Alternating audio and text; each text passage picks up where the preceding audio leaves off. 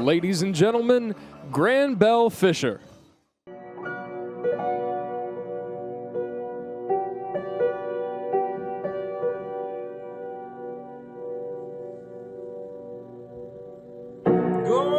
Identify, yeah, what I really like to know. Will you light the sky on fire?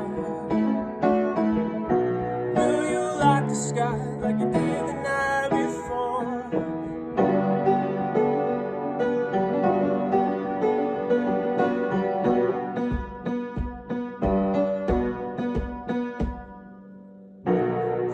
Take me higher, the diamonds in the sky. Take me light, and we'll vanish without a trace and see our shaped objects. Temples and pyramids, they sing. Know all there really is to know. Sky on fire. Will you light the night like you did the night before?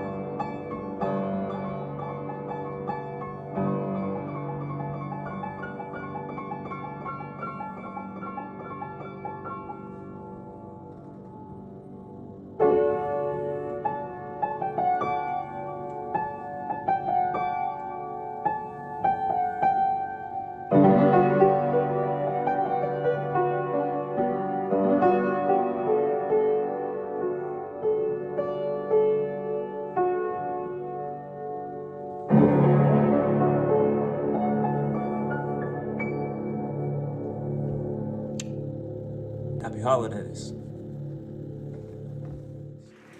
Gru-grus and gra-gras, please welcome to the stage, Watto!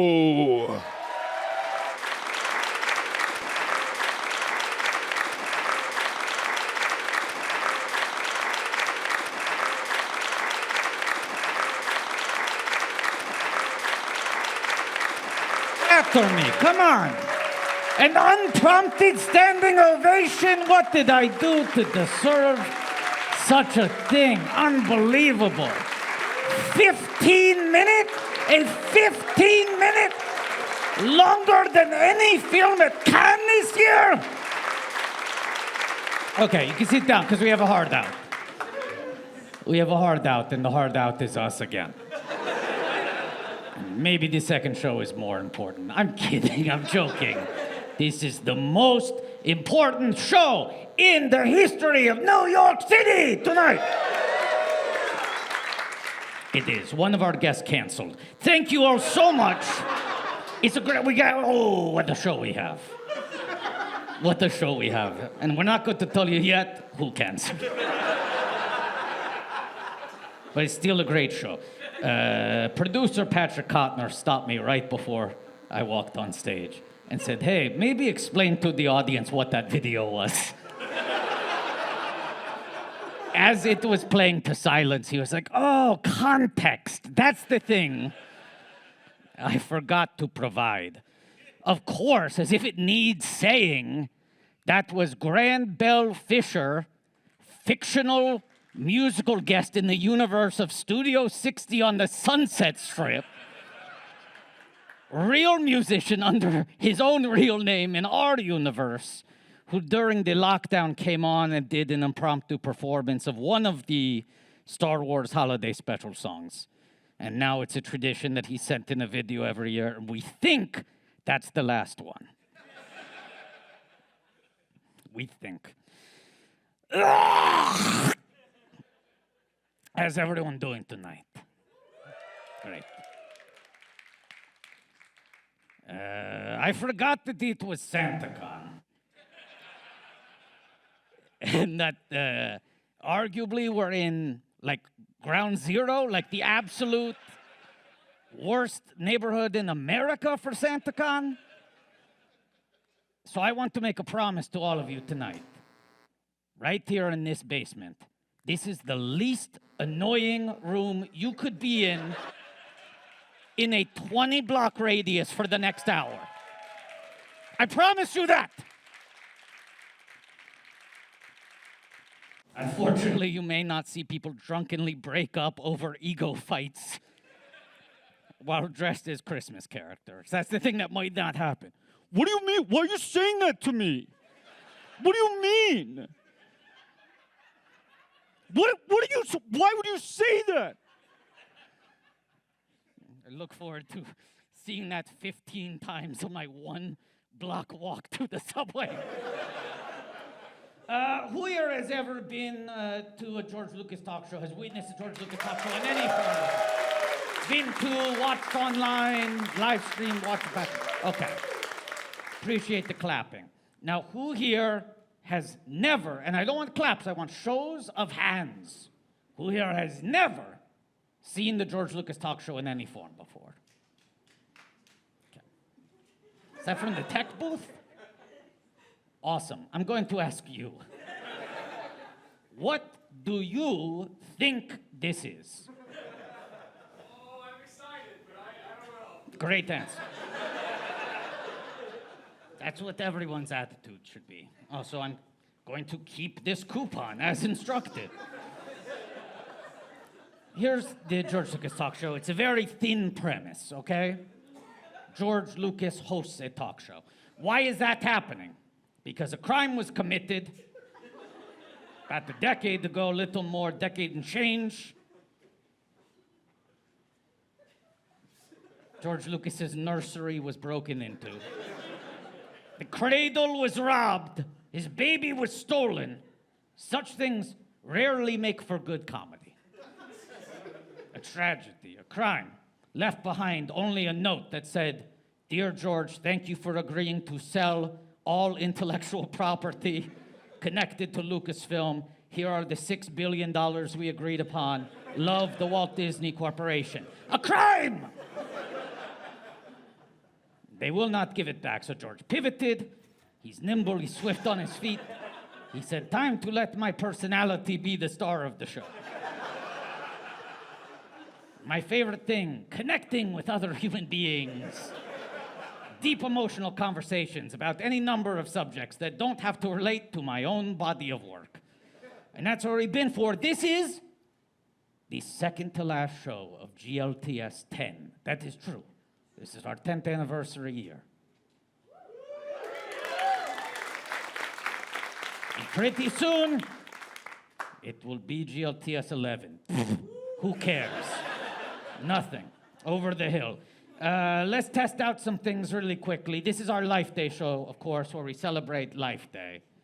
Now, I'm going to make an admission. Usually part of the Life Day tradition is coming out in the ceremonial Life Day robes, carrying a Life Day orb. In past years, Patrick, George, and I all have brought them. I forgot to bring mine last year. And an audience member who he dubbed the robe giver very kindly gave me his robe to cover up my mistake.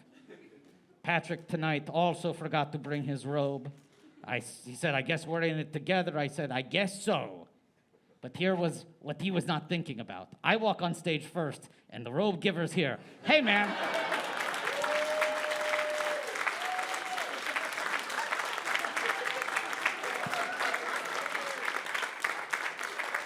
Thank you very much. The robe giver, ladies and gentlemen.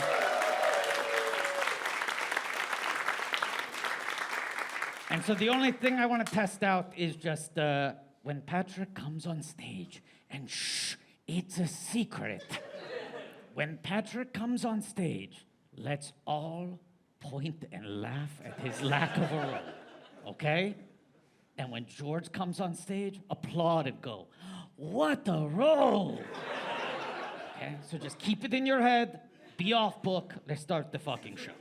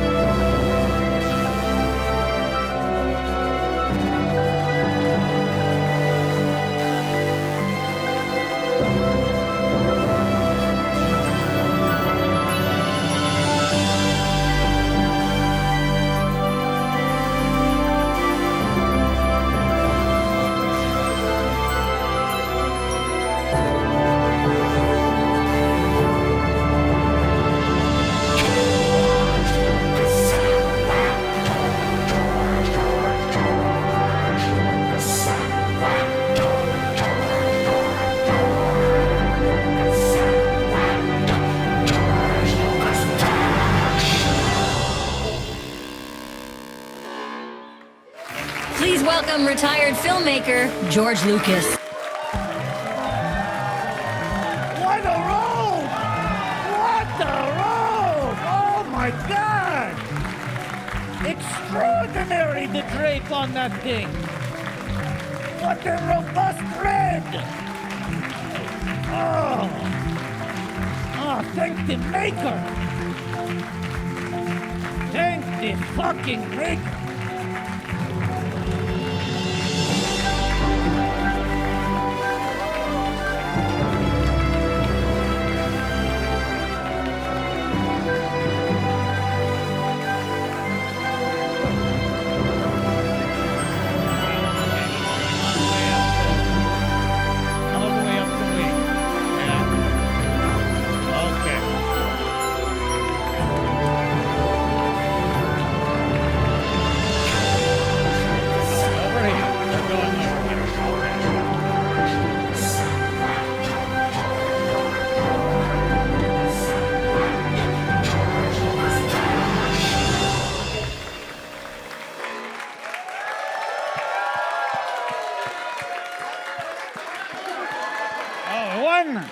No audience member left unfived.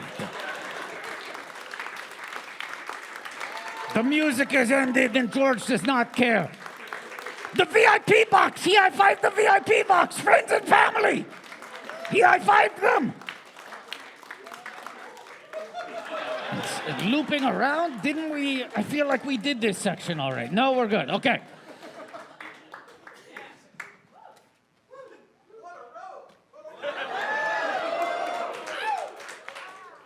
Hello, I'm George Lucas, creator of Star Wars.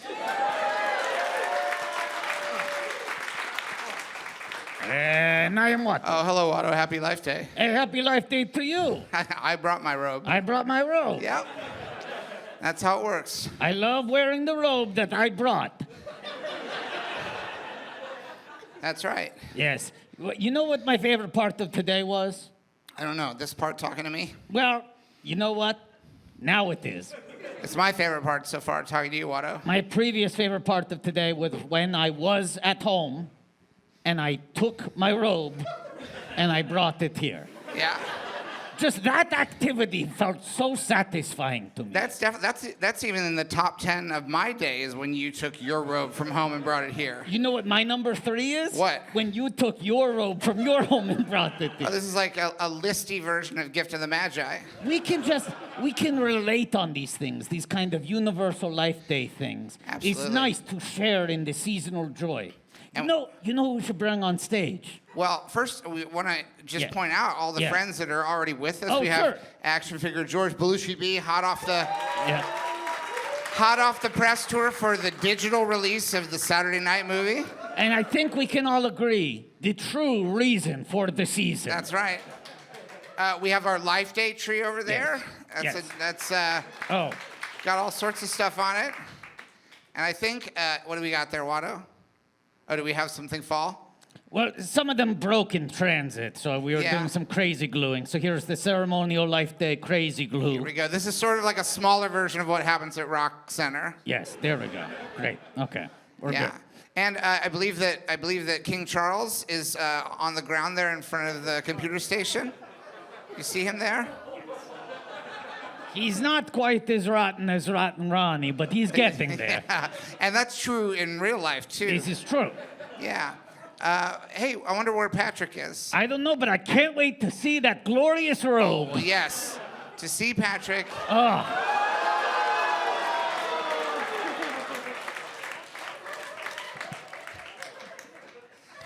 It doesn't say Life Day on it. The Life Day robe says Life Day on it. It's not just a... It doesn't say Life.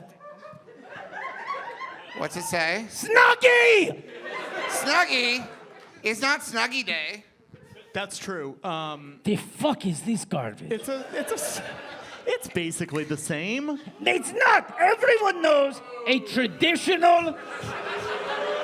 Don't do that. Look. Don't do that. Look at this, though. Look at this. Shame. Shame. Shame. Shame. Shame. Shame. Shame. Michael Fassbender! Carey Mulligan! Shame! It has a secondary purpose that will become clear as the show goes on. What, bumming everyone out? Yeah. Yeah. Okay, it has a third purpose that will become clear as the show goes on. We all know that the hallmark of a traditional ceremonial Life Day robe is that it does not close in the back at all and is very inconvenient to wear. So what you're And this saying shit is too secure. It's too it has a secure. hood. It's pretty good. staying on you. It's not slipping off your shoulders. It should be very difficult to walk around It should in. be bad. It feels like it should have something you could tie in the back, but Yes! it does not. But that's not what life is That's all not about. what Life Day is about. Life Day, it's not Walk Day. It's Yeah. not. Yeah. You forget that. Very often you forget that. That me specifically. If you listen to the Day to Celebrate song, it lists all the things that Life Day is about. They don't say a day to walk. They don't. At any point. No. You should true. stay where you are because these things are dangerous. That's Yes. true. Well, Patrick, welcome and happy Life Day to you anyway. Happy Life Day to you. Thank you for having me. You look so silly. Thank you. Look dumb. I know. Look at this. Look at this. Yeah. Look Look at how that. Yeah, look at this. Look at that. Look at this. Look at this. Those definitely aren't a foot and a half too long Look for you. at that.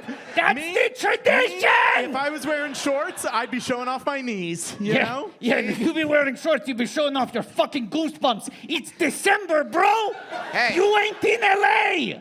What's this say, huh? What's it say? It What's says that say? Star Wars. Star Wars. Star Wars. Star Wars. Someone. George is already, it's coming off of you already. He That's what looks Life great. Day is all about. That's what Life Day's about. I know. Patrick, we have an incredible show tonight, and you're taking time away I'm from sorry. the guests. I'm sorry. What are you I doing? just learned something. What? I recognize that shade of burgundy. Mm-hmm. Patrick is the Life Day Grinch. That's true. That's true. No, I wouldn't look so smug. Grinches have a heart condition. Yeah. That's good. That'll catch up with you. Yeah, That'll catch Small up. and then they get big too fast. that's true. yeah. That's true. Look, we got two great guests tonight. Two Yes. great guests. And let's admit, The great Kathleen Turner, Academy Award nominee, star of Body Heat, unfortunately was feeling under the weather. Yes. Has promised to rain check. Rain check. Has appear. given me a serious rain check that she will do. Probably the next show. We will try our best to get her scheduled, but she says she wants to do it a lot. So Check the socials. Check the socials. But here's Apologies. the GLTS promise. Here's the GLTS And this happened very recently, so I don't want it to feel like a bait and switch. This was like very recent. Mere hours ago. Yes. But we hold ourselves to a very high standard. Yes. And we said if we're going to rebook one of the guest slots, it has to be like a perfect Indiana Jones. Yeah. Replace the idol. The sandbag has to be the exact same weight, shape, size. Yeah. This guest, you're going to be confused when this guest comes out on stage because you're going to go, they said Kathleen Turner wasn't on the show tonight.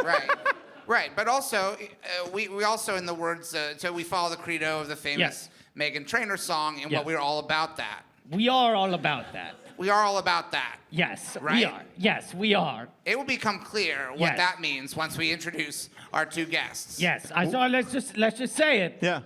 Please, girl gurus and gagas, welcome to the stage, Padma Lakshmi and John Bass. John Bass, Padma Lakshmi. Here they are. Here they are. Come sit down. Happy Life Day. Oh, wow. Oh, I forgot about this. Padma. I forgot. Oh, no, I'm sorry. I completely forgot about this. John is the power guest. Yes. And we are all about that, Bass. Yeah. Oh, yeah. That's See? Yeah. We can tell you now, this is a thing that it's grassroots and it's not ours to tell. But there's a new, very recent tradition. An October tradition. Yeah, it was our October surprise this year. Was that the guests started yelling what I thought they were saying, our guests. Yes. And so they started yelling our guests, but then the guest who sits down last is designated the power guest. Yeah. And so, John, you are the power guest, and it was a photo finish. It was a photo finish. I got confused. You saw. Yeah, I'm so sorry, Padma. Okay, what does that mean? Well, I mean, it's also a new enough tradition that's still, I think, in play. Yeah. We can figure it out. I think it's because it's like a power play, like the last person to sit down. Yeah. Yeah. do you get one of those red? Everyone has we used have one. the position. I don't know. Why doesn't Patrick have one? That's my big question. I don't know what the fuck he's wearing. Some guy handed it to me. These would get kicked off the runway. I This like shit. it. I like it. You like it. You were saying I backstage wear that you the like shit this. out of that. You were. Yes. I mean, look, you're more than welcome to if you want to. Padma, you were I know we saying- were saying backstage that this is a fun show and you can't do anything wrong, and this is a collaborative space. Please don't encourage him. Yes. There are no wrong moves. This is like a very fun, playful show, but just for all of our sakes, don't egg him on. Yeah. Okay. And that's not a rule. That's a suggestion. It's a suggestion. Yeah. But if you end up encouraging it, because sometimes you'll do it accidentally, inadvertently, you'll encourage him. I've done it. We've done it too many times. What? We'll see how the night goes. It might happen again. Ooh. I don't know what. How is everyone's Life Day going so far? This is one of the. Oh, it's a horrible year when Life Day happens on the same day as SantaCon. Truly, but the protocol for Life Day is the same as a tornado. You got to get into the basement, like storm cellar. Like this is what the protocol is. So we're glad to have so many Georgie Porgies down here where it's safe. The fallout shelter. The Life Day fallout shelter. Yeah. So what happens all through Life Day? Like, what do you get to do, and how often Celebrate. does it come? Just celebrate life. Yeah, it's good to be alive, mostly, and you celebrate friends and family. It's very much like a lot of late in the year. Even though Star Wars took place before a lot of our late end of year holidays, it is sort of like taking stock. It can be any late November, December, January 1 holiday. I'm That's trying to all. think That's of- all what yeah. Life Day is. Life Day traditions are like getting stuck in traffic trying to make it home for family dinner. That's a Life Day tradition. Holding an orb and taking like 4 steps. That's a Life Day tradition. Laughing. Loving. Living.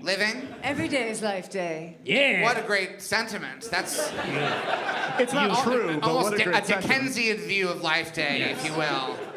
To hold Life Day in one's heart every day of the year, because that is the ideal, that you should treat every day like Life Day. Yes. But just, you don't need the robe on the other days. You don't need the robe.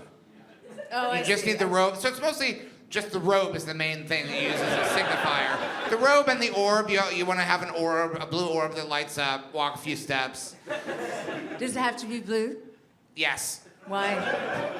To signify melancholy, because there's a certain sadness. The blue orb celebrates that there's a certain, we celebrate even the sad parts of the year, the losses, which I think is also part of taking stock at the end of the year.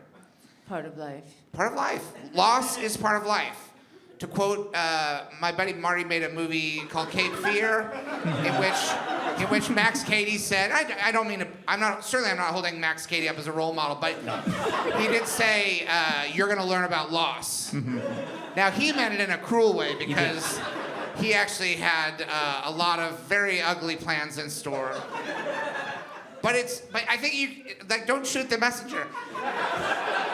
You are going to learn about loss. If you're alive, part of life is learning about loss. You know? I don't mean to get political, but I feel you. You know what I mean? I feel you deeply. You're gonna learn about loss. Yeah, I wish people had been saying it all year. I would have been ready. I just saw a great movie about loss. Let's hear it. It's movie time on Life Day. I just saw it. Yeah. Tilda Swinton and Julianne Moore are in this first English movie by Pedro Almodovar, and it's called The Room Next Door, and it's so beautiful. The whole thing looks like a Hopper picture, painting. Yeah. That's all I'll say. I don't want to take I away from your Life Day celebration. No, celebrating Almodovar is a perfectly acceptable use of Life Day.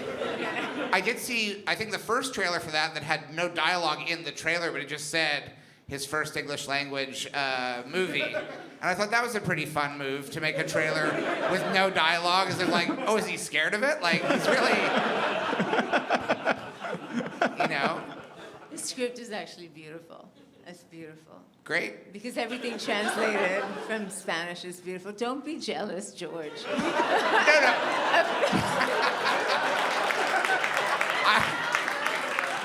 Jealous George will not be making an appearance here tonight on Life Day. It's not the Life Day spirit. Yeah. No, I'm happy for Pedro. It's great. Make your movie, make it good. That's what I say. I used to make movies, but I'm always happy when other people make a good movie because that means I get to enjoy it and appreciate it. And especially because it's very emotional. Because I don't make those kind of movies. But I like to watch them. It's very deep. How deep? I mean, it just makes you think, and it's beautiful, and it's a quiet movie, but you're not going to weep or anything. But it makes you think. I don't want to. So it's not sad. But it is makes you sad. think. It is sad. So I might weep. Okay, but you'll be happy about the end. And it's called The Room Next Door. Yeah. So, are they in the one room for most of the movie? Well, they've got this beautiful house that they rent. They're 2 college friends, and they haven't seen each other forever, and then they come back together, and this Tilda Swinton's character wants to go up into the woods, and they rent this fucking amazing house, frankly. I don't know where this house is, but and she asks her to stay in the room next door. She says, no, I'll stay downstairs. And it's sort of an end-of-life thing. It's beautiful. Right. It sounds like Return of the Jedi. They go in the woods. Han and Lando, 2 old friends, get together. Most of the Ewoks are in elevated apartments up top, but they're at the end of the movie, they're down on the ground. So it's a shot-for-shot remake of Return of the Jedi. Gender reverse shot-for-shot remake. Sounds pretty good. I saw a really good movie about loss. Wicked Part 1.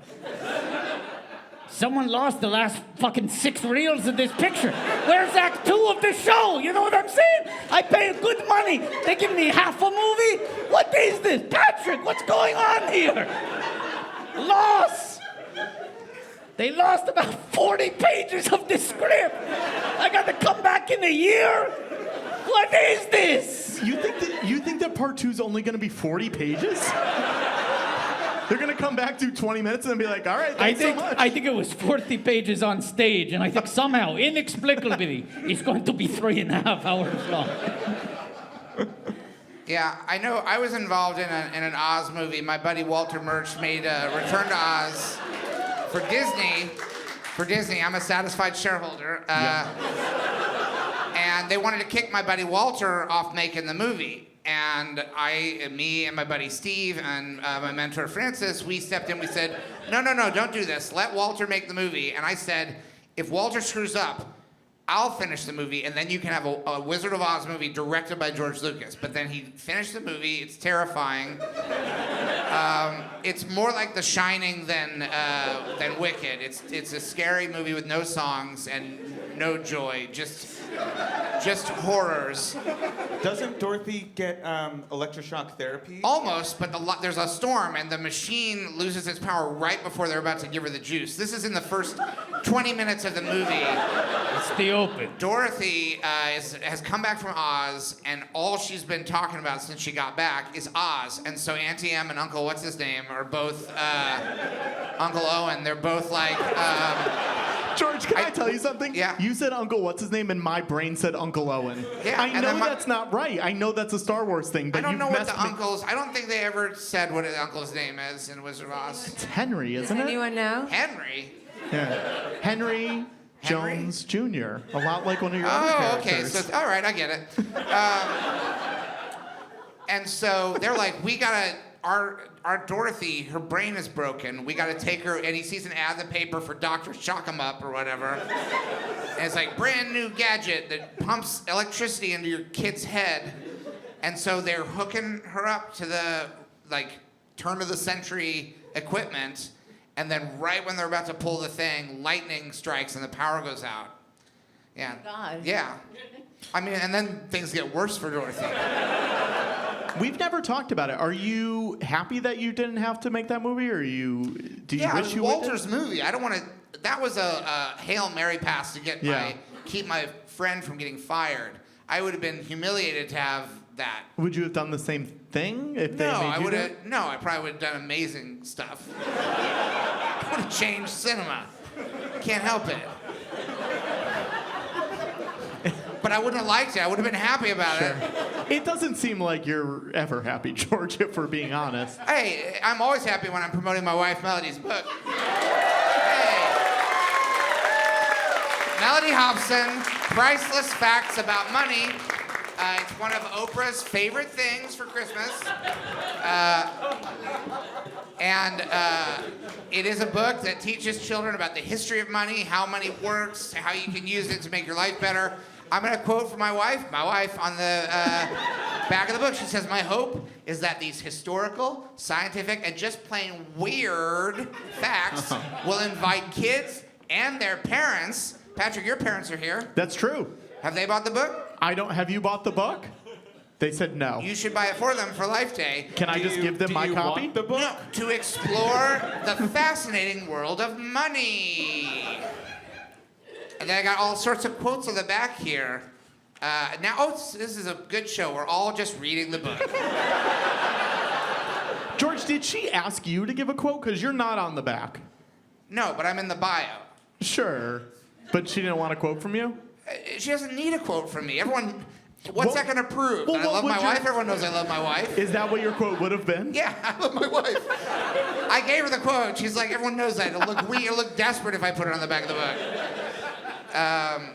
Yeah, I said I'd scream it at the end of the audio version, but they're, you know. Do you want to give it to him just in case? Because I don't think the audio version's just so they have out. it? Yeah. I love my wife! Yeah.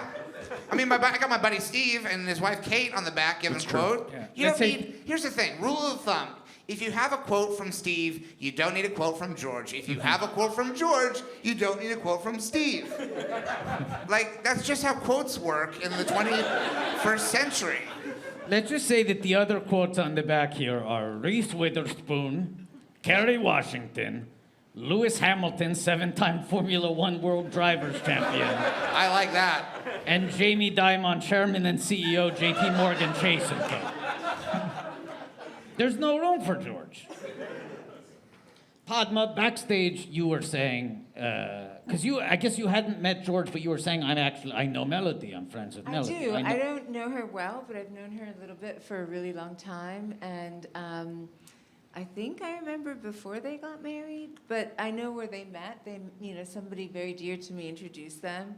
And I didn't do anything, but they are a very sweet couple, and I've run into them, but I don't really know him. You don't need to say them. He's right there. I'm so sorry. You sound silly. I'm sorry, George. He's not here. George, I'm so sorry, George. Yeah. I'm so sorry. It's just because we've never really talked. I can't believe she said that in the show, well, no, meaning you. She just...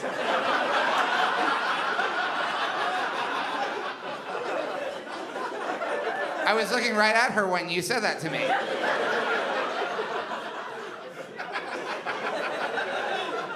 What? See, it's 'cause you don't like it when it happens to you, do you? It doesn't feel so nice. It's very disorienting. I love your wife. I love my wife. What do you remember? Can we actually, I'm sorry, can we just get it clean, both of you saying that for the end of the audiobook? I love my wife. Well, let's say I love his wife, okay? Right, 3, 2, 1. I love his wife. Great, got it. I love my wife. Perfect. What did you think when you first found out that she and I were an item? Do you remember?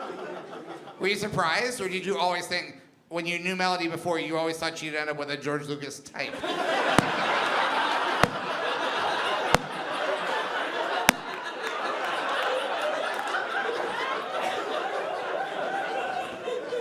I thought they were both lucky. You were both lucky.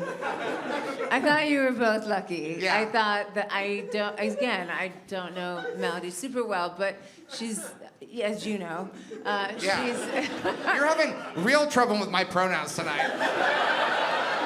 But it's fine, I've told you that I'm sorry. I'm sorry. Anyway, back to your wife. Yes. I thought she was really whip smart and beautiful and fun. Yeah. And George, you were lucky to meet her, and you guys make a nice couple.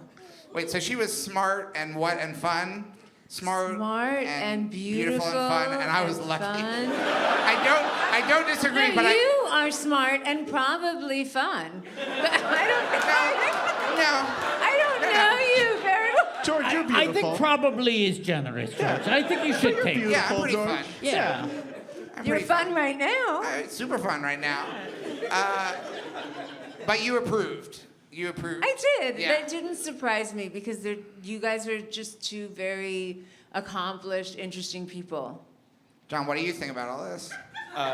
Please call me Kathleen. I gotta say, man, you got lucky. I'm just seeing her for the first time on the back of this cover. Uh-huh. And she looks like a beautiful woman. Hey, back off, man. She's my wife. Calm down. All right, jeez. No, I appreciate it. She seems to know a lot about the fascinating world of money.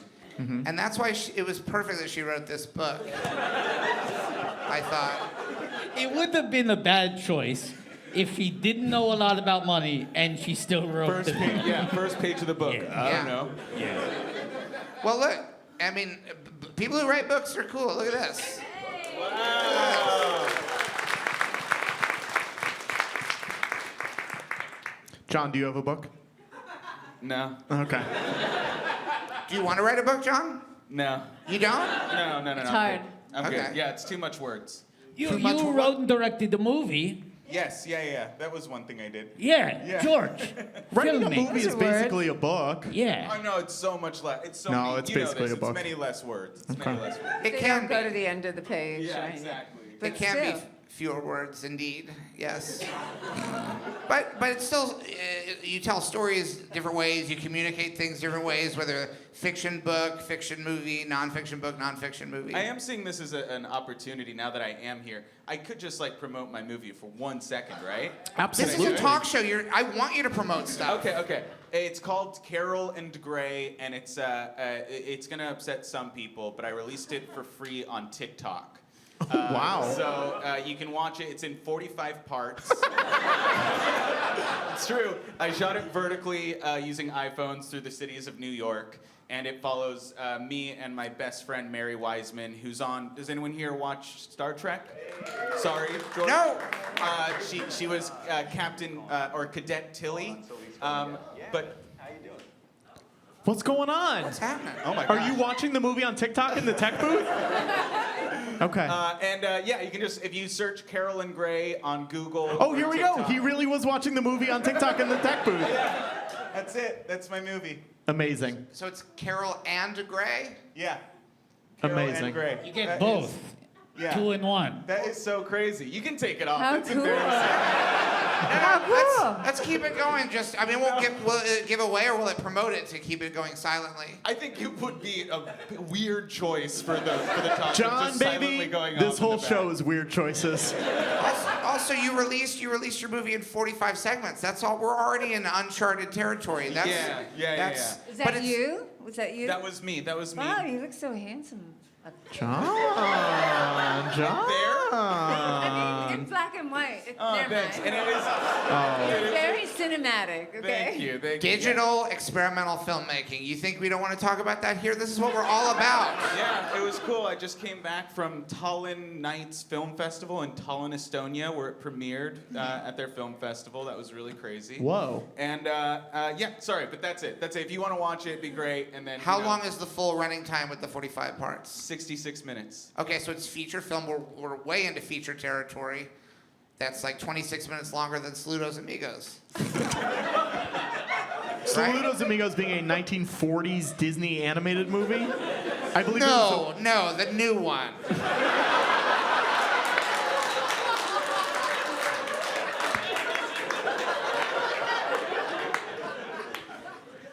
But is there an intermission when it plays at a festival? Like, or do you have like...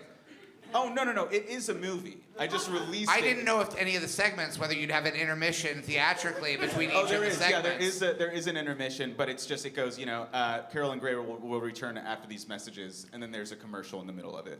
For real? Yeah. That's a good joke. Thanks. I like that. It's a commercial about yo-yos. Yo-yos. Yeah. Is it a real commercial, or did you produce the commercial? No, we produce a commercial. Amazing. There's a yo-yo gang in the movie that we have to Amazing. fight. So. This sounds great. This is the new frontier of cinema. It was a bad decision, I think. Look, a lot of the most important things that happen in cinema are bad decisions. True. Like my buddy Francis just made Megalopolis. You think that was a good decision? But It wasn't a great important. decision. It's a Yeah. great. $120 million for that movie. That's Oh yeah, insane. so it's not that expensive, but it is. You're right. It depends. You're right to bring up the fact that it is essentially a low-budget indie. Yeah. No, but John, this is a deeply unsettled time for the film industry. And distribution is all in question. The last 5 years have been very weird. The people are experimenting with different models. Very good, Watto. You make your movie and you go, how do I go straight to streaming? Do I put it on TikTok? Do I put it on TikTok and then distribute it on the George Lucas talk show? These are all viable platforms for distribution. Yeah, I think I made a weird decision, but I spent like just a couple thousand on it, so I didn't feel weird about just like sending it out for free. What, on the catering? John, the whole thing. Anyway, you should send it to us and we'll put it at the end of this episode. Okay, perfect. Yeah, the whole yeah. movie? Yeah, why Perfect. Okay, great. I think it's super cool. Thanks, I can't wait Padma. to see it. I can't wait to read your book. Okay. Thank you. It took me 5 years to do that book.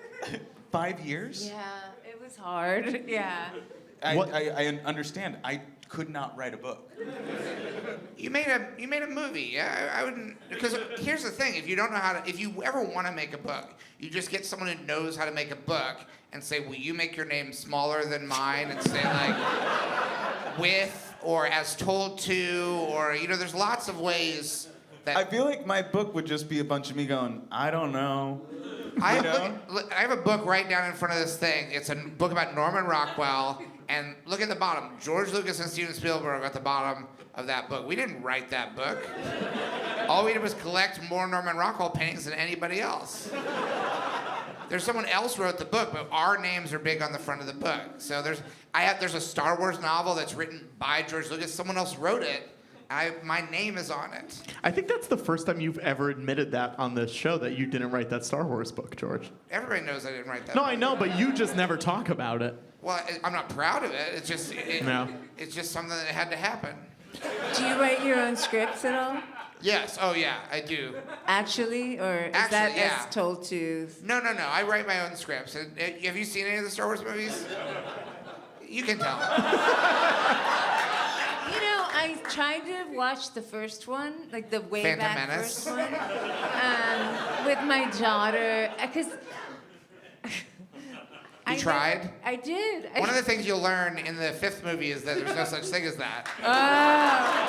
Doesn't exist. You can't. It's impossible to actually attempt something. You have to do it or not do it. But attempting to do something, and it just is a meaningless phase of the process of doing or not doing. Okay. It's not even worth having a word for it.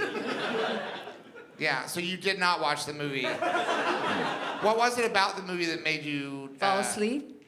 Oh, you were bored. Well... It was really late at night. Okay. In First my mistake. defense. Yeah. Also, it's a movie for boys. I've said this many times. You should But watch Princess Strange... Leia is in it, right? Yeah, She's yeah. in the first few. Yeah. Yeah. Yeah. She's cool. She's super cool. I made a movie for girls called Strange Magic. And I've said this before, that I made Star Wars for boys and I made Strange Magic for girls. That is something you have said My very words. publicly multiple times, George. So maybe you just watched the wrong movie at the wrong time. Maybe. It's also a children's movie. By the time it came out, you were probably not in the right audience. You weren't a child anymore. Yeah. Probably. What year did it come out in? 2015? Yes, for sure. But your daughter probably was the right age for it. Strange Magic? Strange Magic. George, what was the title that it holds? The record, the box office record. It was the lowest grossing animated musical or animated film to ever open on 3,000 screens. Yeah. I'll look for it. Yeah, it's on Disney Plus sometimes. I don't know. That's a platform that normally everything that's on it is always on it. This is one of the things that comes and goes. But aren't you a shareholder? Yeah, satisfied shareholder. Every time, and it looks like Disney's probably going to end up getting Sesame Street, and that just drives up my share price. That's the scuttlebutt. Because David Zaslav apparently doesn't know how to make money out of anything that has ever made money in entertainment. Just like I don't know if he operated a pawn shop before this.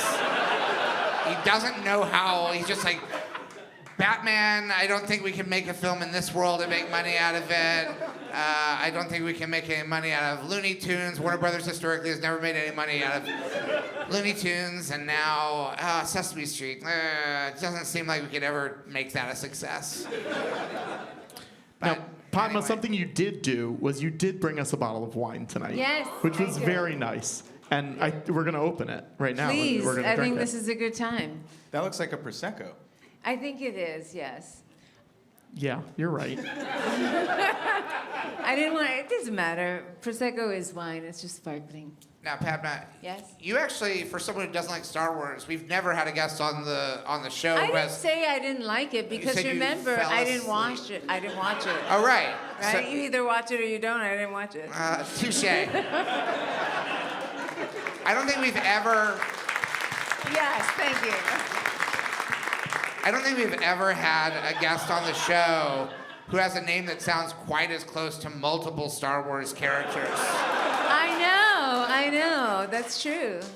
You got two of them in here, and I feel like you can make a third character out of the letters that are left over. Do people tell you that? Yeah, well, I know Natalie, so I know that she was Padme, which is Natalie's a good actor. she's a great actor, and that's the I Chinese stand corrected. version. Natalie's a great actor. Natalie is a You're great doing actor. really well in this round, by the way. Running circles around me. Did you see that movie last year? What was the movie that Natalie made with Julianne Moore last year? Yes, I did. What was that called? May to December, yes. May, December. Oh, cheers. Cheers, George. No, I don't drink on Life Day. I only drink at Sketchfest.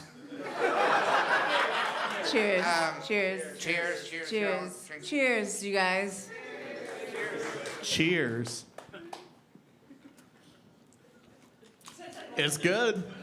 It's pretty good. It's good. It's a little not cold, but it's good. Sure, it would have been better in ice. We tried to get ice. There's no ice in this building. That's okay. Shmi Skywalker. Yeah? What?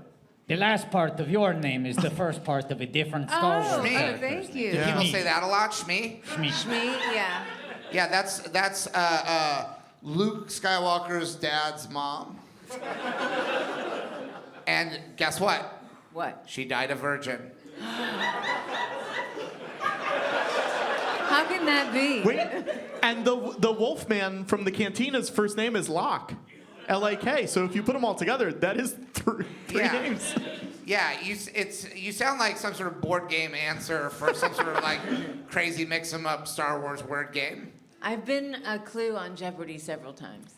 Wow. Yeah, I'm Wow. very proud of that. What is an impressive thing? Have you been a New York Times crossword puzzle answer? I feel like you must have, right? Yes, a couple of times That's cool. too. I'm pretty sure I've been a clue too. I bet Watto probably has too, People- right? Most definitely. Yeah. People stop messaging me about it after a while because my stuff gets on there so often. Guys, it's not a competition, right? Well, no, this is a good point, because we want to show equal love to our guests. Let's acknowledge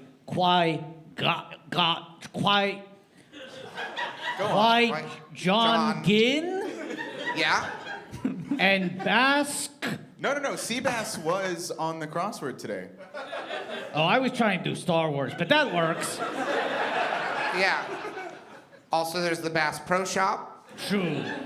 And there's that, what's that fish that hangs on the wall, the big mouth? Big mouth Billy Bass. Yeah. Are you related? I'm related, yeah. Yeah? That's my dad. Is he? So he kind That's of your father? Yep. Did he inspire you to get into the arts? Was he like a model of like watching his success? Here's a little song I wrote. That's my dad. Wow. What Your are mother. you talking about? Okay, so here's the thing. George, do you want to take this? I feel like What? I don't know. You're a better talker than I am. No, you're talking just fine. What's the question? It's What are you guys talking about? Padma, do you not know? I want to hear you describe your father. Okay, so there's a thing you put that we used to in the like early '90s. You'd put up on your wall, and like your dad would have it in like his like man cave. But your dad would be it. And my dad would be it.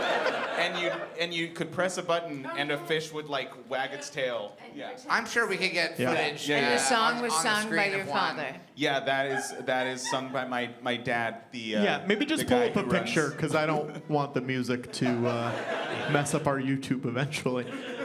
There is a short story in Star Wars Gamer issue 6 from 2001 called Rebel Bass. Ooh. So we're almost there. You know? Guys, I already said it's not a competition. We can all have our place in the Star Wars universe. So I'm fine with that. So was your parents were sort of like a Shape of Water style romance? Yeah. Like it was. your mother must be gorgeous. Must have been gorgeous woman. If your father was a big mouth Billy Bass. Yeah. Yeah. I have no qualms with saying that my mom is beautiful. Hey, round of applause for that. Come on. What a lovely Life Day gift. How did we get here? Padma, Happy Life Day. we should talk about Star Trek. Yeah. Because you brought up Star Trek before in relation to your film Carol and Gray. Yeah. And Padma, you've been on Star Trek Enterprise? Yes. Yeah. Thank you. Thank you. And was it exciting working on it? It was so exciting. It was super exciting. I shot it over the course of a week on the Paramount lot, on the stage where Sunset Boulevard, the original Sunset Boulevard, was shot. They recreated this whole swamp, which started to smell funky by the fourth day. I'm not gonna lie, they did such a good job. But it was super cool, and I was hoping I'd get, some big prosthetic or A something. forehead. Right. Classic Star Trek forehead. Yeah, but nothing so well endowed as you. I just had these little delicate dots. I think I was like an ancestor to Famke Janssen's, character or something. And then I get kidnapped by Klingons, and Captain Hadi has to save me. And I'm actually. Is that Bakula? Huh? Is that Bakula? No. Who's the captain? I don't remember the name of the actor, but he was very nice. Yeah. It was fun. It's really interesting because Star Trek, I'm sure your films are like this too, but Star Trek is so particular about how you say your lines in whatever language you're speaking, even though it's a fucking imaginary language. Yeah. And the only person that speaks it is my character. There literally are two gentlemen who are very quiet but have clipboards, and once they say cut, they will walk over to you quietly and be like, "It is not raw fika, it is raw fika." Well, let's just see. Can you just say the sovereign guard would cut off one of your hands? Because that's What? one of your lines. What? Is your entire species so ill-mannered? Yes, I do remember that line. Wait, speechy? Species. Oh, I thought you were saying is your entire speechy. Like, I thought that's how an alien might describe the way people talk. Is your entire species so well ill-mannered? I'm not your servant. You're the one who was raised in a primitive environment. You find the wood. Now, before you say these lines back to Patrick, he was doing a little. Patrick made an acting choice to be a very hand-on hippie Very with sassy. that. Well, no, I'll say this. Some of the words have little stars next to them indicating that they're like italics in this IMDb quote section. I gotta say, this is really a life-day miracle playing out in real time. When I woke up this morning, I knelt by my windowsill and I said, "Oh, please, Maker, by the end of tonight, can I hear Patrick read Padma Lakshmi Star Trek dialogue? I hope I get I to would hear love his to. take on the character." I would love to hear it too. Yeah, well, is it edible? I still say that a lot.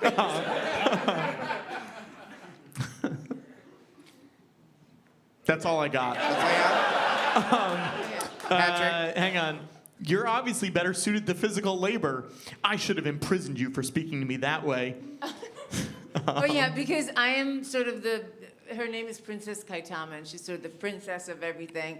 And she's on her way to ascend the throne to sort of be The princess of queen everything? of everything. Yes, Okay. all the known galaxies, everything's all mine. You're from And Creo's Prime, I'm on to be my fair. way to my coronation, and I get kidnapped by two Klingons who were arguing with each other and sort of very inept the whole time, and they put me in stasis.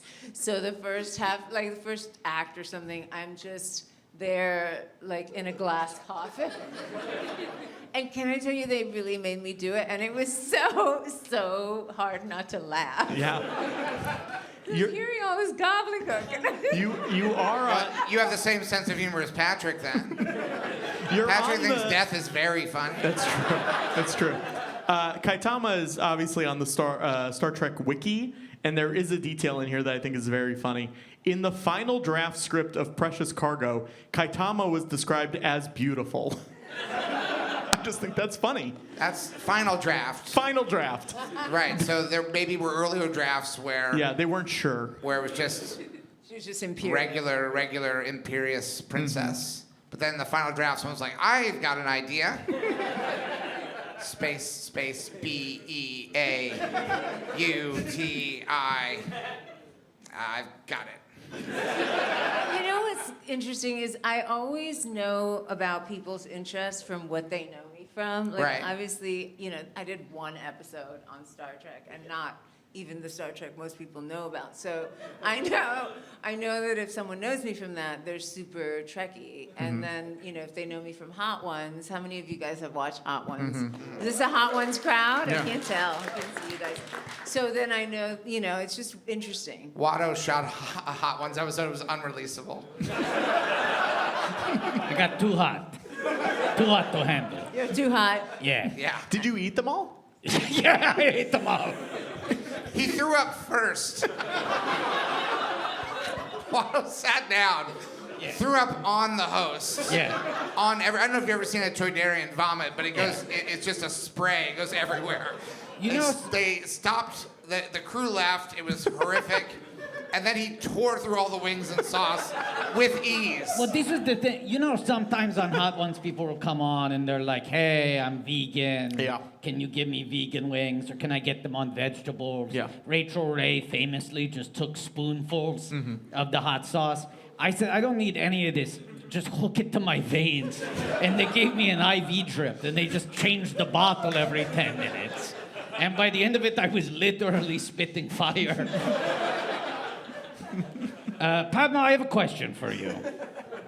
We try to keep the questions inside the house. Okay. You know, this is a new thing we're trying out on the George Lucas talk show, which is sometimes crowdsourcing questions, taking the most requested questions from audience members and seeing if we can answer them live on stage with the guests. Sorry, CGI fingers don't work very well. Give me 1 second here. Okay, so here's the big question of the night. Padma, do you remember Romilly Newman, who moderated your convo with Jacques Pepin for Family Style? Subnote, it was 3 of us on Zoom. Yes, I do. Okay, I have no idea Yes, what that means. I do. She was very nice. She's an editor, and she was trying to wrangle the conversation between me and Jacques Pepin, but we didn't care. We just want to talk about what we wanted to talk about. And she has a nice Instagram, which I first noticed of hers, and she's a nice young woman. I like her. Well, I mean, I don't know her from Adam. She was just spamming the inbox. We got that question, no joke, 2,000 times. I was like, I guess that's the one to ask. Yeah, I actually thought that name was kind of cool and very sci-fi, Romilly. But sure, yeah, George. It's like Romulus. Yeah, I get it. Sorry, I guess that's Star Trek, right? Yeah. Yeah. No, Romulus and Remus. Yeah. Oh, yeah, of course. Yeah. Can I ask a question to you, George, and Watto? Sure. Okay. What is... Sorry, Patrick. What is is this like a Purple Rose of Cairo situation where Watto like came out of the screen and is now like a part of your life? Or is it more like, I'm just trying to figure out your relationship. John, would you believe this show's been going on for 10 years now? I've been doing it for 7 or 8. This is the first time a guest has asked. Has ever asked him? In like from any angle has even touched this. Hundreds Well, you of guys were episodes. talking about Star Trek. That's It's where my mind was. it's certainly the first time someone has thrown down the Purple Rose of Cairo down the I gauntlet. know. I was like, what does this have to do with that? So you're asking if this is like Purple Rose of Cairo. That's the Woody Allen film where Jeff Daniels steps comes out of the movie screen. Yeah, exactly. So you're And asking we love talking about Woody on this show. Yeah. It's something we bring up all the time. Yeah. Yeah. Sorry. Yeah, he sucks. Yeah. Yeah. Okay, moving on. It could This be is more many of a- things. It could be a Sim 1 situation. Yeah. Yep. Yeah. I guess I'm just wondering, like, what is your take on your relationship to Watto being in real life? I mean, So quiet. First of all, no. Purple Rose of Cairo, first of all, is a black and white film shot on film.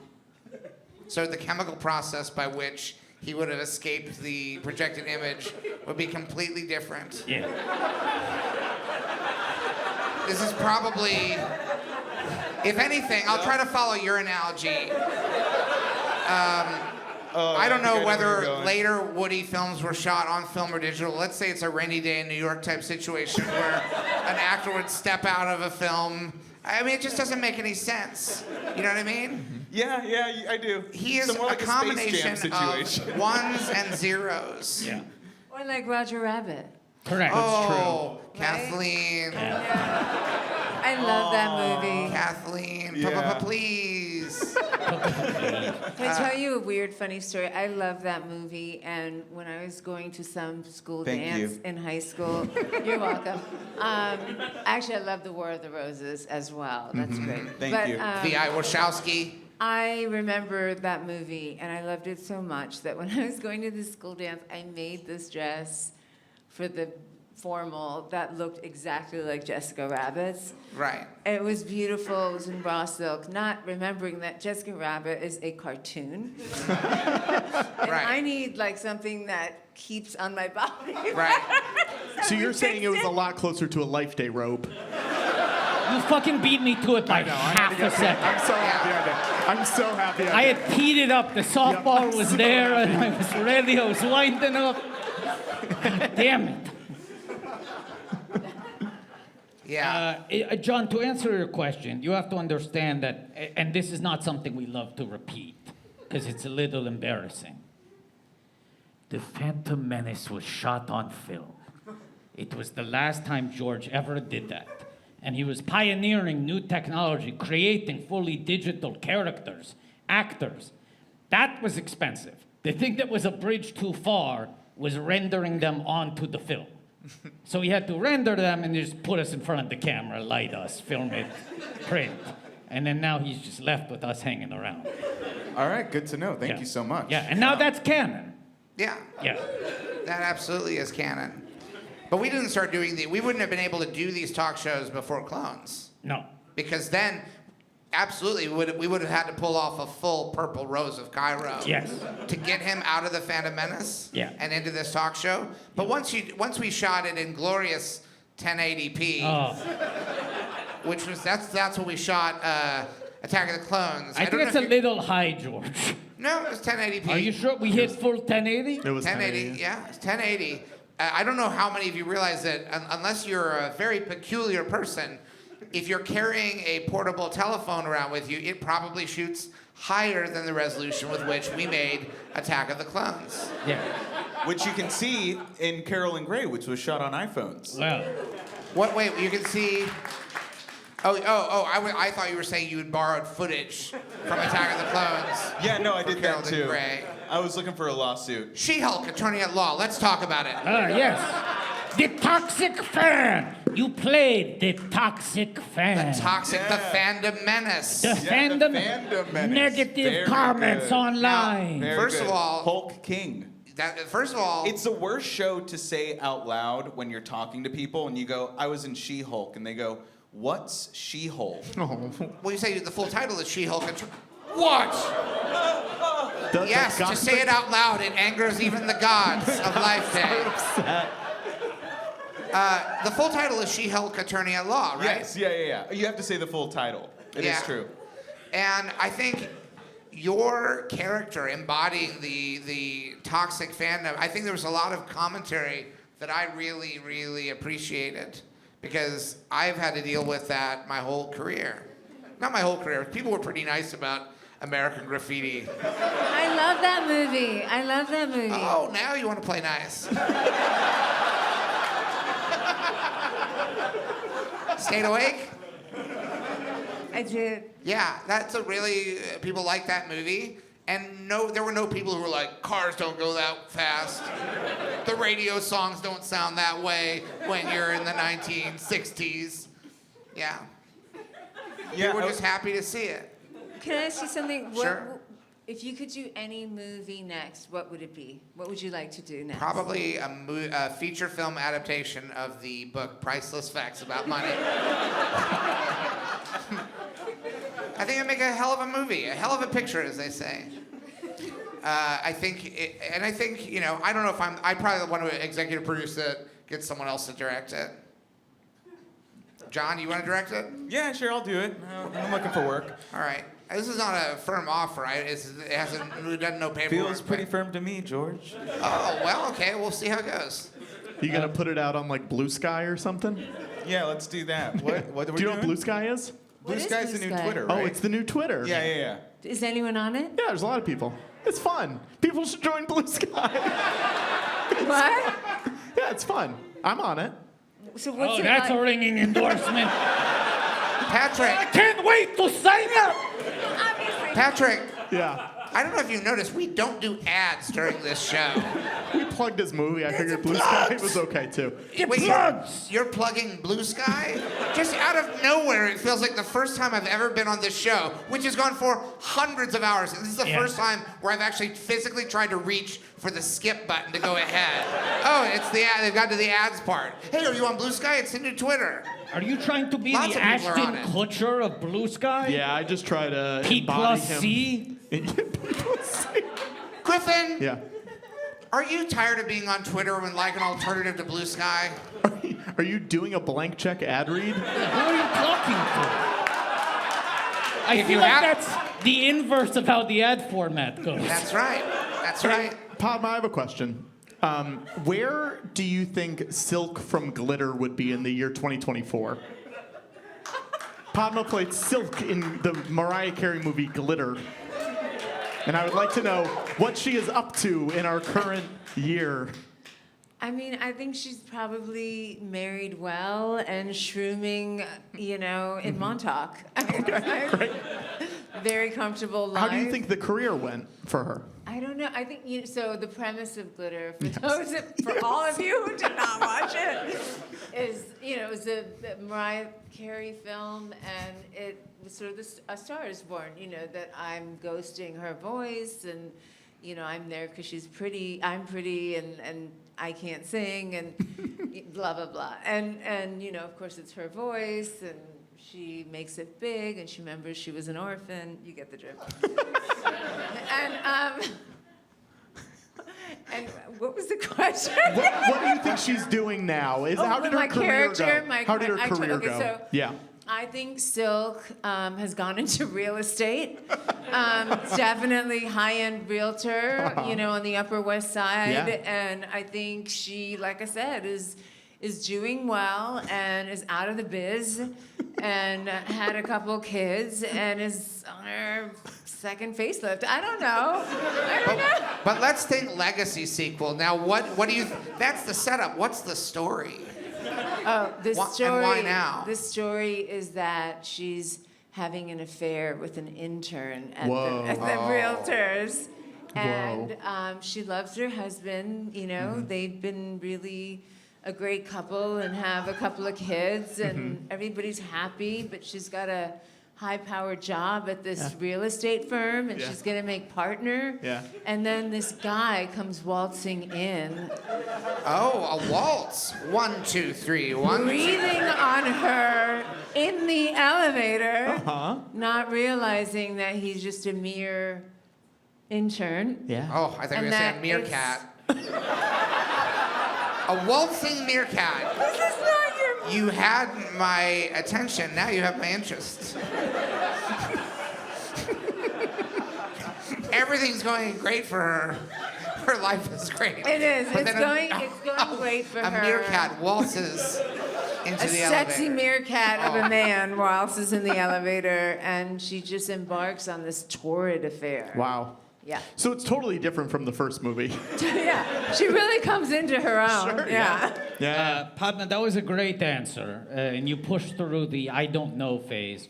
Just for perspective, this is a question Patrick loves to ask, Yeah. where he scans a guest IMDb, picks a deep credit, and says, where do you think this character would be today? And of course, Patrick started this line of questioning in 2020.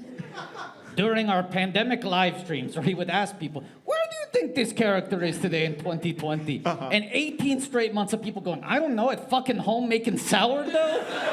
That was the best answer we've ever Has gotten. not dissuaded him. This is No. the first time we've gotten a good answer. No. Thank you. Truly. Thank In almost you. 5 years, it's the first time we've gotten a good one. I was Thank going. you. It's my favorite. It's my favorite thing to do. Yeah. Like imagine a whole life for imaginary people. I mean, I was going to ask about Malinche from Caribe Pirates Blood Brothers, which oh is an my Italian God, TV show. that is. I was going to ask about digging that, very deep. but I don't want to know. Malinche. We don't have enough time. No, none of But that was my first movie. It was a costume drama. Pirate movie. It was a pirate movie, yeah. And My buddy Steve made a pirate It's a movie. mini-series. It was a miniseries. It was for like Channel 5. It was an Italian production, and it was great. I went to Cuba for 4 months. It was the best 4 months of my life. Like I mean, maybe not my life, but certainly till then. And it was exciting and wonderful. And I learned how to fence, and I learned how to fight. Fence mean like sort of not like Yeah, not like a fence in crime where it's like I can sell these. No, George, I got stunt training. I just want to make sure you weren't playing a smuggler. It's piracy. No. You think fencing isn't a major part of the pirate's life? I didn't play a pirate. I played an indigenous person, but then I became a pirate when I became the lover of one of the pirates. Oh, is that how you become a pirate? That's how I became a pirate. Basically these two Spanish galleon ships come to the shores of Cuba, and my whole tribe has been slaughtered by someone they know, some other colonialist. And I'm climbing on this tree. I learned to climb too. My legs are totally messed up from this movie. Anyway, and he finds me, and they take me in, and I don't want to go, obviously. And this sounds like a nightmare. It turns into a torrid love story, Okay, but good. like it starts as a nightmare. So far, it's been bad stuff. That's like how Star Wars starts too. It's like, oh, my relatives are set on fire. This is terrible, right? Yeah. I hang around with this cave-dwelling old man and these robots I just got. Can I read the first sentence for the featured review for this on IMDb? Oh no! Please don't tell me. It has a 9 out of 10. No. That's Here's an what A I'm gonna read. minus. Okay. Are you kidding me? The perfect pirate movie. Oh. I wasn't expecting much from the movie since it was made for TV, but it really turned out to be the best pirate movie I saw, definitely. Wow. Great. Can I tell you what a big deal that is? My buddy Steve, who's one of the best filmmakers of all time, he made a pirate movie and everyone said it was bad. Oh yeah, I saw you're it. not guaranteed a 9 out of 10. I saw it. You saw it. Ours was better than that one. Better than Hook? Yeah. Better than Hook?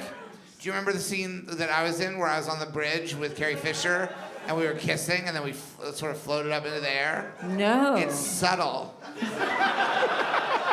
No. It's really there, but even when you're watching it and you know it's there, you almost can't see it. But it's good. I'll watch it Anyway, again. congratulations. It's Julia Roberts as Tinkerbell. Yeah, Tiny Tinkerbell. And Didn't have a good Dustin time. Hoffman as the pirate. As Hook, the titular pirate. Robert Williams is Peter Pan. Oh, he'd make a good Peter Pan. He did in the movie Hook that you saw. Does Melody like Hook? What? Yeah. Okay. Yeah. Is that your favorite movie of yours? It's not a movie of mine. Well, you're in it. Oh, of me acting? Maybe it's one of the top 5 movies I've acted in, yeah. What do we got? We got Beverly Hills Cop 3. Beverly Hills Cop 3. We got Hook. Hook. Revenge of the Sith. Revenge of the Sith. Yeah. That episode of That Just Shoot Me. documentary where I walk through the background. Yeah, and then a bunch of docs as well. I'm a talking head and a bunch of docs. John, turnabout is fair play. Spoiler warning, but at the end of She-Hulk, Attorney at Law, Currently available on Disney Plus. your character hulks out. Yes. He gets the blood, he hulks out, he gets DNA, puts in his system, he hulks out. Yeah, I think I'm one of 6 people who's able to be a Hulk. I think it's a short list of people who get to Hulk. Top 6. Yeah, I'm definitely in the top 6 of the 6. But you know who you're on that list with? Yeah, I'm pretty cool people. Eric Bana. No, Harrison motherfucking Ford. Oh, well, yeah, maybe. So it's 7 now. 7 now. Oh, lucky Top number 7. 11. John beat him to the punch. Yeah. But here's my question for you. I imagine they did like the full scan. I'm also the shortest Hulk of all time. Well, I like that. The Hulk? You got to be a Hulk? Yeah. He's Just for like, a second. He's like Yeah. a troll online who's like, I hate the Hulk. Hulk shouldn't be girls. And then he steals Hulk blood and he turns into a Hulk. And then She-Hulk's like, fuck you. Are you going to be in Avengers Doomsday? I don't know. Whoa! Exclusive! He broke the NDA! Oh my God! He broke the NDA! Your move, Marvel. He broke the NDA. What are you going to do about it? Hey, Padma, I got a quick question for you. Are you going to be in Avengers Doomsday? I don't know. George, when are you going to put me in Star Wars? I'm retired. I'm working on my museum. I'm more likely to put a picture of you up in the museum. Hey, George. Oh, yeah, we got to raffle stuff off? Oh, I have a question for you first. Yeah. Are you going to be in Avengers Doomsday? No. Okay. we do have to raffle some But stuff. I didn't finish asking my question. Oh, okay. yeah. I assume you had like a scan. They did a scan. Yeah, they did the scan. Have you kept in touch with your digi-double? Because a lot of you fleshy actors love to show up, get scanned, you get some digi-double to do the hard work for you, and then you never pick up the phone and check in. You don't know what it's like. It's hard to get cast when you're rendered for one project. What are you talking? Specific look. Okay. You think a hulked out John Bass is fitting a bunch of breakdowns? Watto, chill. People don't think about digital actors. All right, I'll check in with my digi-double Send the She-Hulk text. attorney at law. Send the Attorney. text. Okay, I will. I'm sorry. Especially on Life Day. Happy Life Day, everyone. Happy Life Day. Real quick, we gotta auction off a few things. Yeah. And it's a great transition, having mentioned my museum, the Lucas Museum of Narrative Art. Yes. That is opening hopefully 2025. Feels We'll like see. feels like we would have heard something by now, but I'm waiting for them to give the go-ahead. We got to get permits and stuff like that. But it's a museum where we have art that tells stories. Like you know how Norman Rockwell paintings will tell stories look, it looks like Santa Claus is running late. Yeah. That's like a classic, like Norman Rockwell kind of story. Like, oh, look, it's like that kid stole some cookies. Stories. So we were putting up all kinds of art in the museum, but not everything can fit in the museum. So some things they're telling me, like, we don't have room.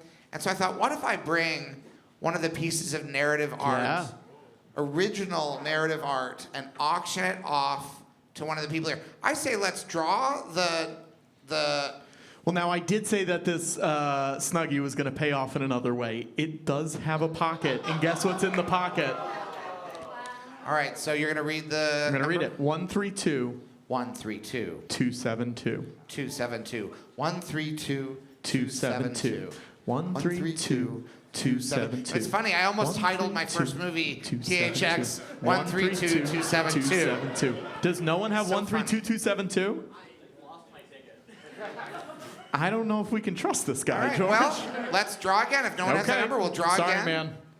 Here we go. Digging in. Are you going to auction off the Snuggie? It's not my Snuggie to auction off. I said it earlier. A man handed it to me.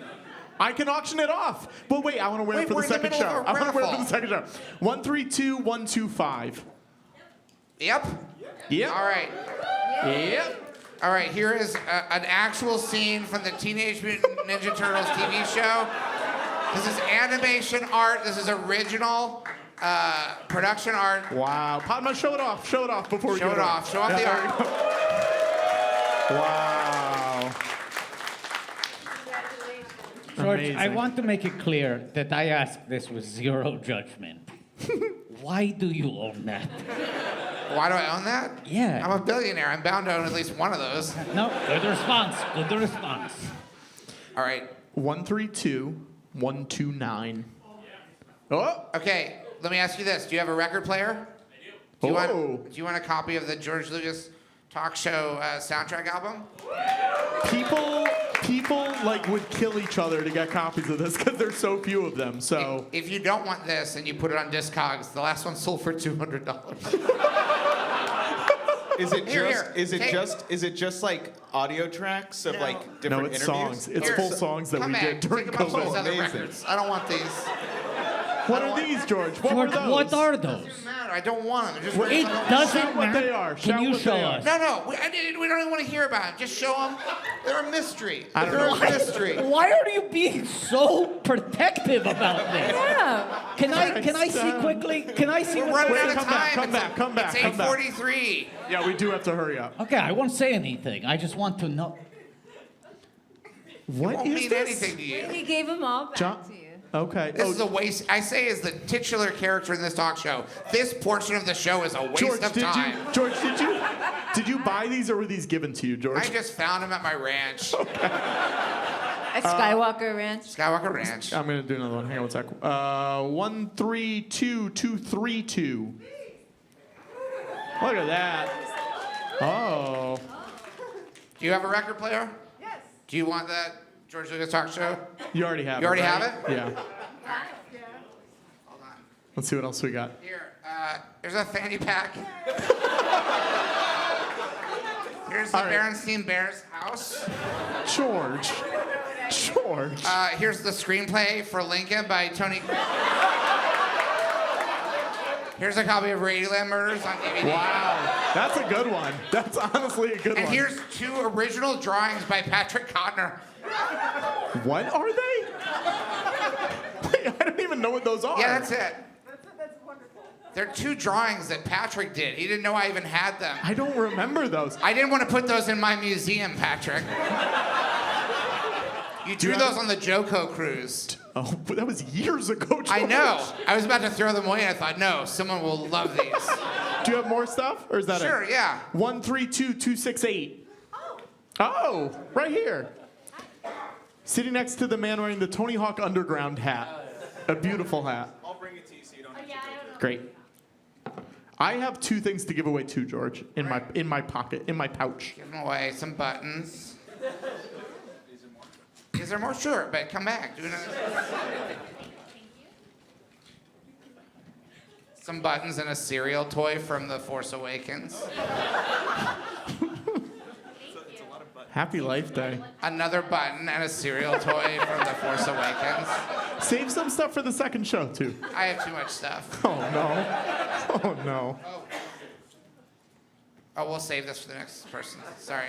Okay. That's a good one. That's a good one. All right. Okay, Yeah, here we go. next raffle. 132158. George, let me give this thing away now. Yeah. Anyone? 132158? Okay, here we go. 132165. Oh, there we go. Okay, you get... Watto, do you want to explain this? Yeah. Backstage before the show, I had to shorten my vest, so here's the leftover. It's hard to find a vest that fits off the rack. There's a Watto magnetic ornament and a C-3PO and R2-D2 toothbrush. Now, you have to promise me, do you brush your teeth? What kind of toothbrush do you use? Oh, a fancy, expensive one? Throw it away. Throw it away. Promise you throw it. This is the Oral-B as well. It's your brand, dude.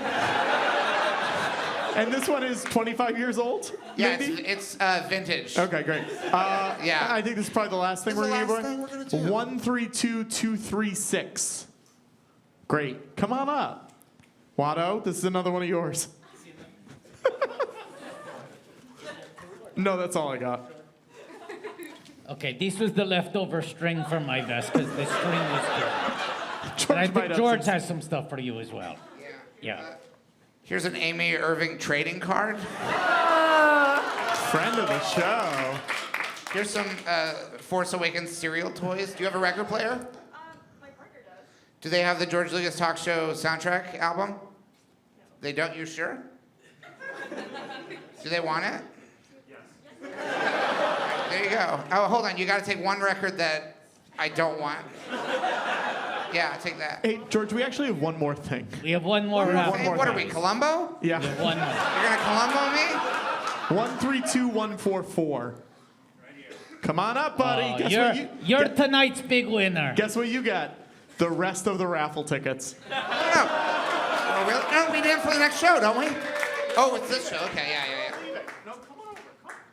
Also, who has the Berenstain Bears house? There's a booklet.